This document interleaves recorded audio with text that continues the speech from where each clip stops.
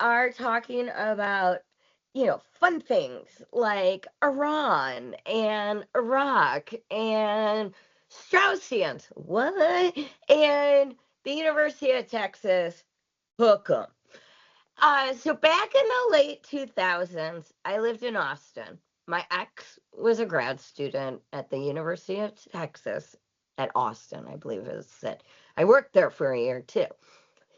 Um, and and because I was like an older lady in my mid to late 30s, well, and same with my ex, but most of the grad students were much younger, different stages of life or At whatever. least a decade, probably. We're probably all Probably. most of us were at least a decade younger. Yeah. Some 15 years younger than you, probably. Yeah, most definitely. But we had the house because I got a good paying job in the second year we were there, and we had the backyard. And because of that, we had a lot of parties.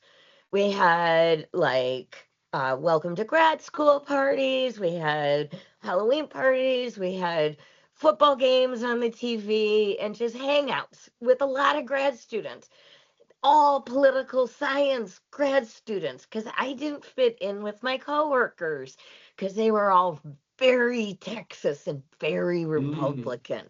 So that's why I hung out with you guys. So there's all these parties happening. Everybody's drinking, smoking, philosophizing, talking about their one little specialty, and it was completely uh I cherish those times, right? Because it was this intellectual, just like a bowl of intellectual goo that was just like everybody's talking about big ideas, small ideas, old stuff, new stuff, and it was awesome. And then, during the same time, '06, we're already in Iraq. In '08, Obama is running and wins, and then there's the Sarah Palin, the Tea Party. There's all these things. I remember a couple that we know dressed up as Sarah Palin and her husband, I don't know, Trigger. Todd, I believe. Todd. That's right. Todd. At a Halloween party, right? During that. I mean, it was a big deal. And politics were like all in our face, in everybody's face. But and then the Tea Party was starting to happen. And all of that going on at that time was really interesting. Um, and then there was this, as I said earlier, Straussians. So there's this group of people are Straussians. They follow the political philosophies of a dude named Leo Strauss. And Pat was there for a lot of those evenings and went to school with them. I had to take classes with them. What? I had to take classes with them. You took classes with them. Tell me about the UT Poli-Sci department. There was a number of different people, right? So I did American politics and do American politics, and I became, starting doing like quantitative politics, empirical political science. I analyze, the relationship between president and Congress. So like, okay, how did Congress vote on the president's agenda, right? We can see that. That's a number, right? Yes or no. It happens over time. There was also international relations people who talked about things like Iran, right? Like what's the proper role of the state? How should the United States move throughout the world, right? These larger questions. There's comparative political scientists. The University of Texas has one of the best Latin American politics programs in the world. And so I had the great fortune of meeting a number of people from Latin America who were highly intelligent. Some of the most intelligent people in all of Latin America come to the University of Texas to learn about government and political science. And so that was just great, and learning a whole bunch about those cultures. Yeah, but then there's these political theorists, and I had the misfortune of being like sort of stimulated intellectually by political theory. In my first semester, took the Intro to Political Theory class, And what I didn't realize is in Texas, there was two camps. So there was like the crazy Christians, I would call them, who wanted to turn all of political theory on their like Christian fundamentalist stuff. And then there was these Straussians. And you could really think of them as neocons. That's the better way to think of it, I think. So this guy, Leo Strauss, who I think he might have actually been a pretty smart guy. So this is one of those things, right? Like, I'm not going to pretend to be an expert on Leo Strauss. I'm going to pretend to be an expert on these people who follow him and say this stuff. They're not very bright people, and there's not much going on there. And really what both of these camps of people were doing, they were being brainwashed, right? They were falling into an ideological camp, and they were basically being tested on, how well can you parrot back the tenets of this ideological camp, to your brainwashers, your professors in this case. And so like I believe I have original thoughts. They might be stupid, but they're at least original, right? Like I can promise you that. And like usually when I talk, like if I talk to you about gun control, the liberal people would think I'm an insane conservative. The conservative people would think I'm an insane liberal. I think that means like maybe I have something interesting to say, right? And so I was trying to say these things, and all these people looked at me like I had three heads, like I was the dumbest person alive.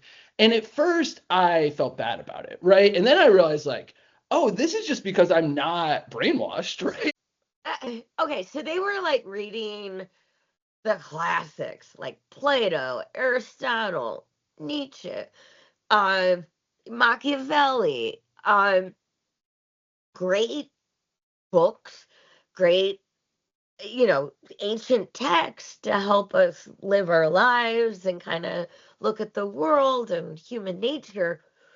They kind of believe like a little bit more that like yeah. Why don't you go into that?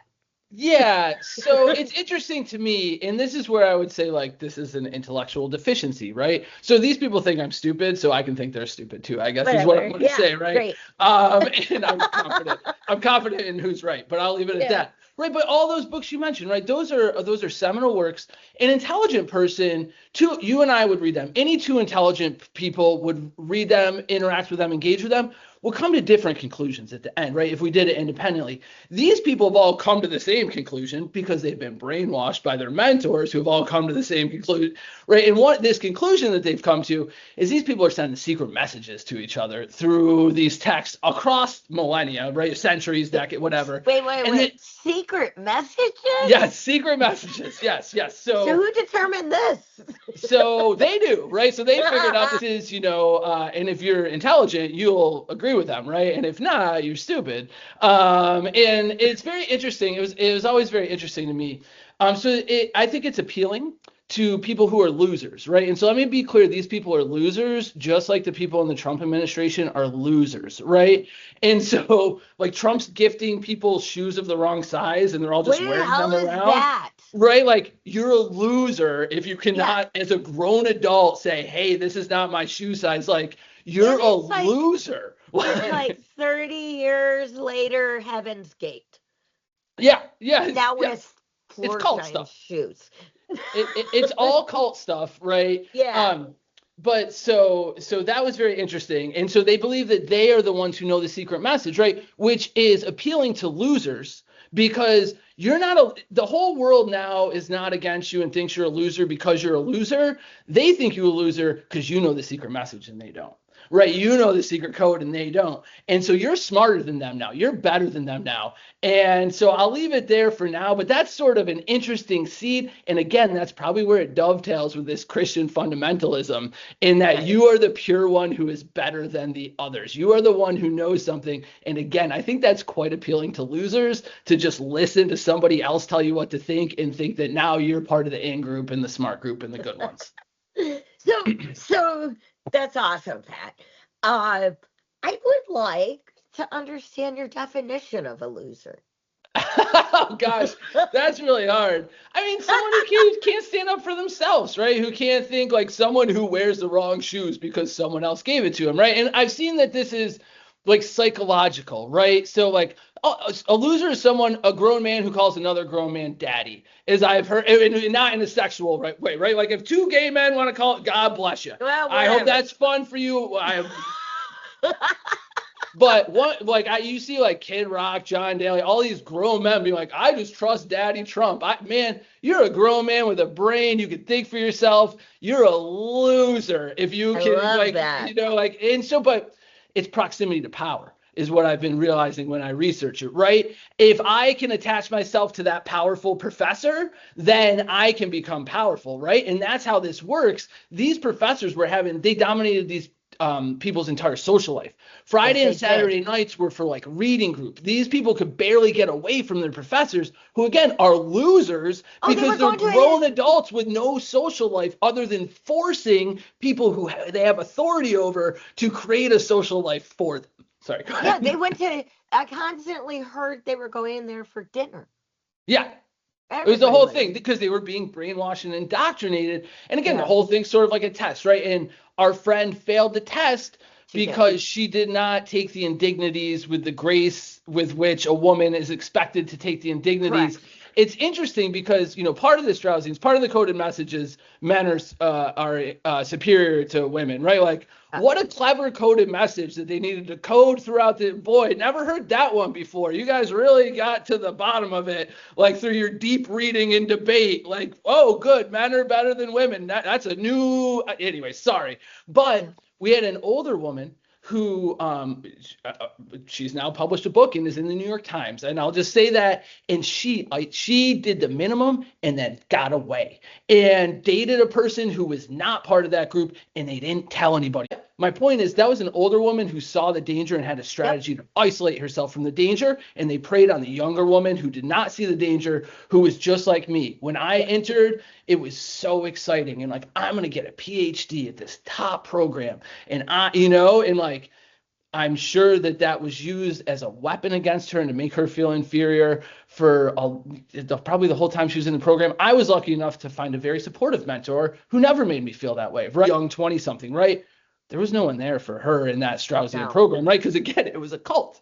There was Yeah. no independent power base beyond Daddy Blank, right? Who basically Yep. was the one who got hired to Texas and then gave out the money to hire all the rest of the people to Texas, right? Again, very much like, if you get in with Trump, you might get 5% of the action, right? Because it's all a big grift, right? Like, it's all mob stuff, really, and it's It all, really it's a is lot of stuff. mob But stuff. anyways, It's a lot of like playground shit. Like it's a yeah. bully. It's like the bully's stupid, jealous of you. I mean, like Trump's like obsession of Obama. Come on, right? Like because he's like Obama's so much more, I don't know, cooler. A loser cares about what other people think, right? Like, that's what, Yes. right?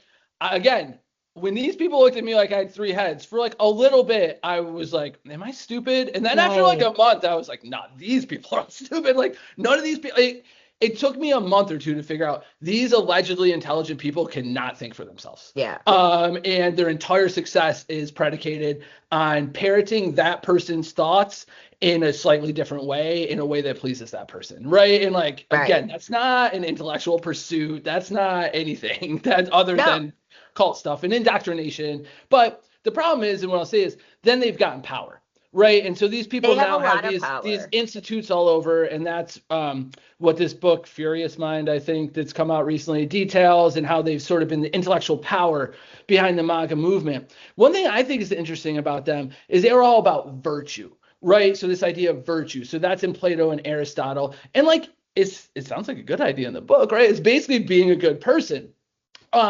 But the problem is these people think that they're the virtuous ones and that other people are not, right? And this is really a white supremacist idea, right? Yes, This it idea, is. I'm the pure one, right? And you're the impure ones, right? Like, the white people are the good ones, the black people are the animals, right? Or whatever, the Jews or the what, this is a white supremacist idea. The irony, again, is much like you look at the white supremacists and you're like, you people think you're the master race, like that's the best you got.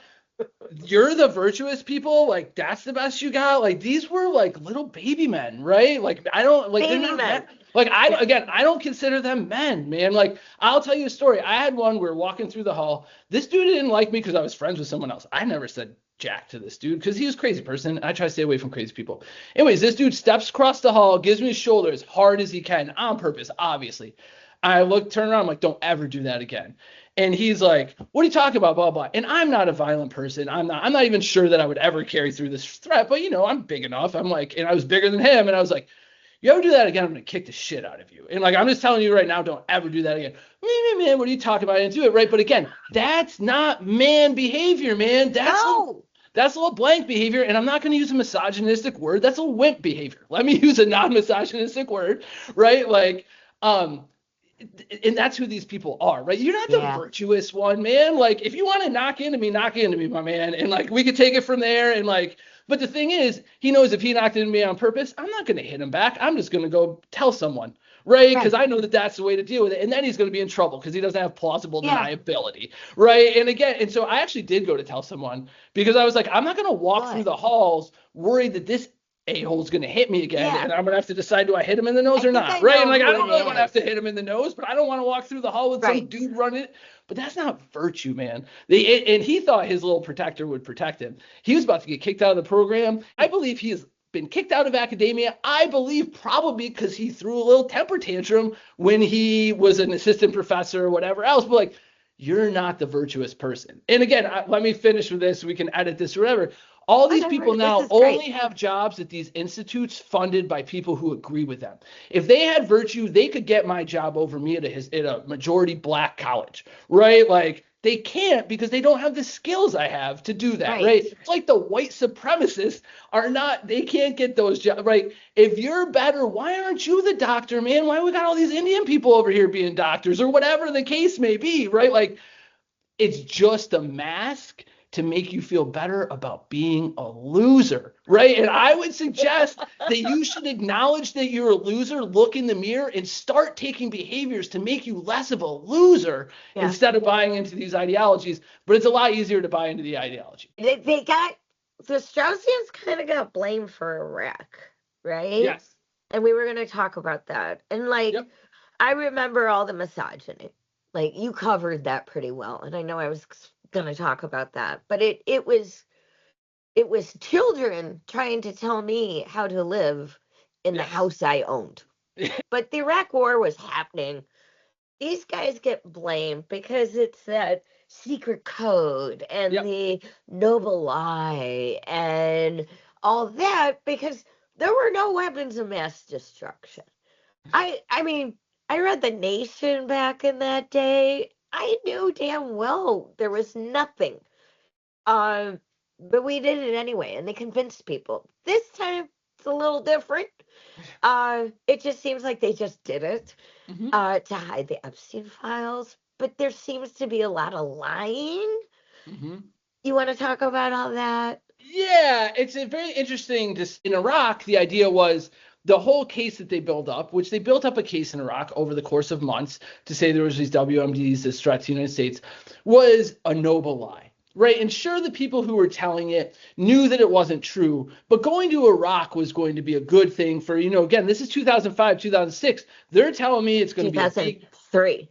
Well, no, but when I was there. Oh, yeah, when we were back. Yeah, they're telling me, these people are telling me in 2005, 2006, that, okay, there weren't WMDs, but it's a noble lie because we're going to create a beacon of democracy in the Middle East. It's going to spread freedom, all the BS we were sold. But that was what they were believing, right? And this whole idea of the noble lie, it comes from Plato, and this idea of like, is it ever okay to lie if you're a leader, if it's on other people's best interests, right? And that's sort of a debate. And they've come to yes, but I think the interesting thing is like in Plato, it's sort of like in a limited instance maybe, and they've just been like whole hog. We can like lie all the time. And again, like, because we're the virtuous good ones, so therefore we can be liars and deceive everyone all the time who are supposed to be leading, which is like a real not a virtue that I've ever grown up with in my life. And so it's like, it's infantilizing, right? In a way, right? Like we're the smart ones and these are the dum-dums. Daddy.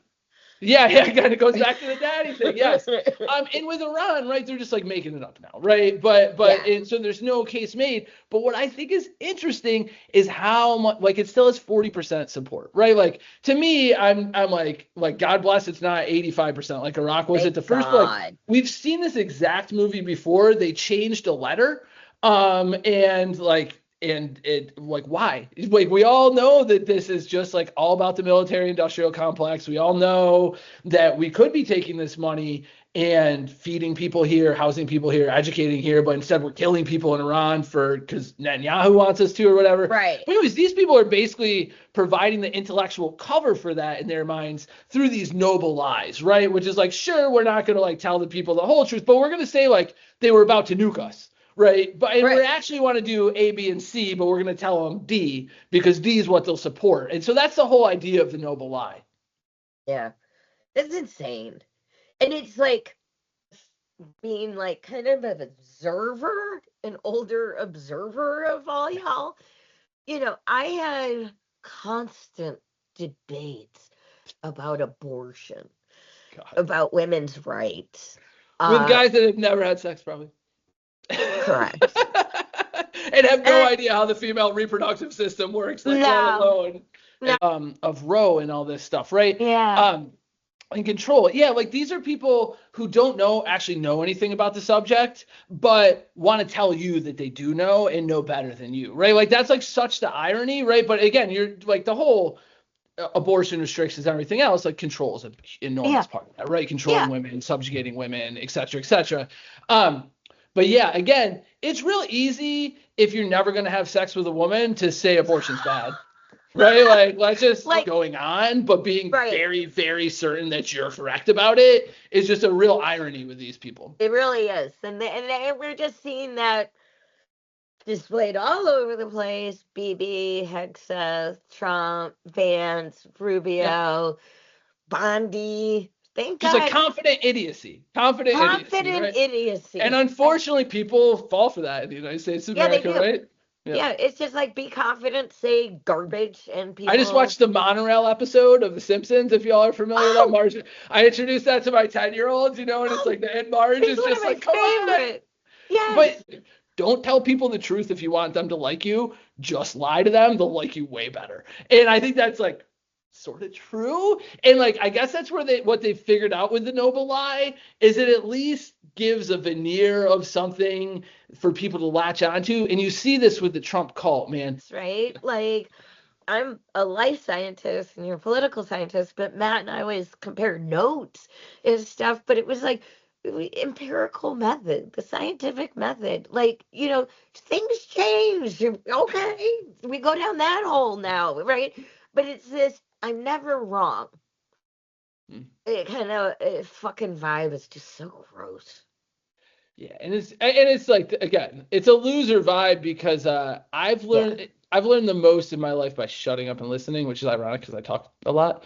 But right, like I've over the course of yeah, and it's if you're a 23-year-old dude who's probably never had sex, mansplaining to a woman in her late 30s about abortion, like does what anyway, I think the takeaway is all these people trying to sell you the Iran war are losers, right? Like, so think of Stephen Miller. Stephen Miller's maybe not a Straussian, but like you can't possibly look at Stephen Miller. I hope you don't look at Stephen Miller and think that dude's better than me, right?